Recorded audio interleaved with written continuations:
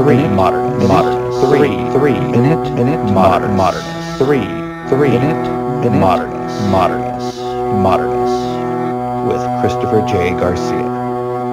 Andy Warhol's set of 4 Reigning Queens featured what I consider to be one of Warhol's most fascinating images. It's a headshot of Queen Elizabeth II. And what's fascinating is Warhol was evolving in a way that referenced what was going on outside of the art world, particularly in the world of graphic design, and incorporating his traditional techniques and methodologies.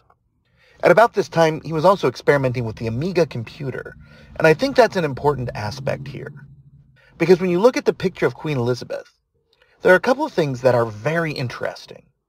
The first is a portion of outline in a segment of square. And if you look at 1980s, particularly early 1980s graphic design, this is happening a lot. You would have an image, and you would have squares of color, typically. 2, sometimes 3 in a section. Sometimes they were broad rectangles.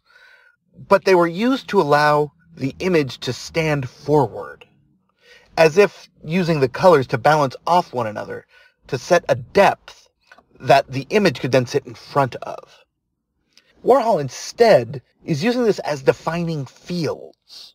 So while you have a full color image of a relatively young Queen Elizabeth, in this section it goes to outline.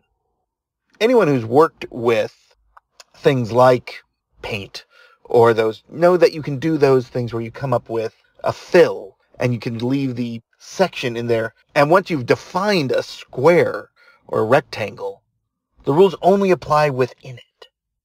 That's a really interesting aspect. And it shouldn't be surprising at all. Andy Warhol was initially a graphic designer, an advertising illustrator. So his using imagery and methodologies that had been previously used in graphic design makes total sense. But it also looks like Warhol. And this is the feedback loop. Warhol came out of the advertising tradition, began to do fine art work in silk screening, but is then incorporating the ways in which advertising and graphic design work went forward after he left, which were actually influenced by him and his time as a fine artist. This is a beautiful image, and of course, when Queen Elizabeth passed away, this was the first one I flashed back on, because it's an image of her in her youth, presented in the 1980s as a look back.